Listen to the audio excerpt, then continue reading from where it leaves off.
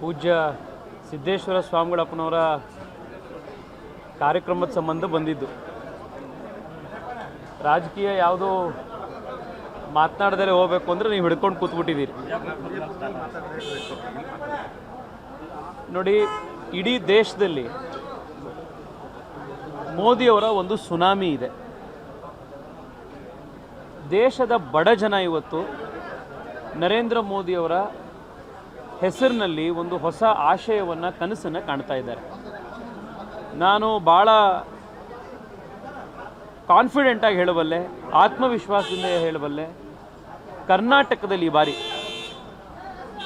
ಕನಿಷ್ಠ ಅಂದರೆ 25 ಸೀಟ್ಗಳನ್ನು ಭಾರತೀಯ ಜನತಾ ಪಾರ್ಟಿ ಗೆಲ್ಲುತ್ತೆ.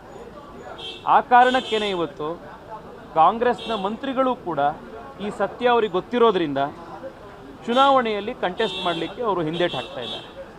ಜನರ ಮನಸ್ಸು, ಜನರ ಸಂಕಲ್ಪ ಮೋದಿಯ ಜೊತೆಗಿದೆ.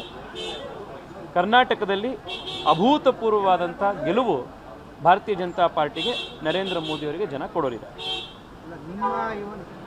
ನಿಮ್ಮ ಪ್ರಶ್ನೆಗೆ ಒಂದು ಪದ ಬಳಸಿದೆ. ಇವತ್ತು ರಾಜ್ಯದಲ್ಲಿ, ದೇಶದಲ್ಲಿರುವಂಥದ್ದು ಮೋದಿ ಸುನಾಮಿ ಅಂತ.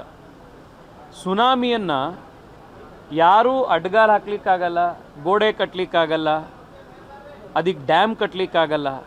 ಸುನಾಮಿ ಬಂದರೆ ಅದು ಎಲ್ಲರನ್ನ ಅಪ್ಪಳಿಸಿ ಬರುವಂಥದ್ದು, ಎಲ್ಲ ಅಡ್ಡಗೋಡೆಗಳನ್ನು ಮೀರಿ ಬರುವಂಥದ್ದೇ ಸುನಾಮಿ. ಸೊ ಆ ಅಡ್ಡಗೋಡೆಗಳು ಯಾರೇ ಕಟ್ಟಲಿ, ಅದನ್ನು ಮೀರಿ ನರೇಂದ್ರ ಮೋದಿಯ ಸುನಾಮಿ ಕರ್ನಾಟಕದಲ್ಲಿ ಕನಿಷ್ಠ 25 ಸೀಟನ್ನು ಪಡ್ಕೊಳ್ಳೋದ್ರಲ್ಲಿ ಯಾರೂ ತಪ್ಪಿಸ್ಲಿಕ್ಕೆ ಸಾಧ್ಯ.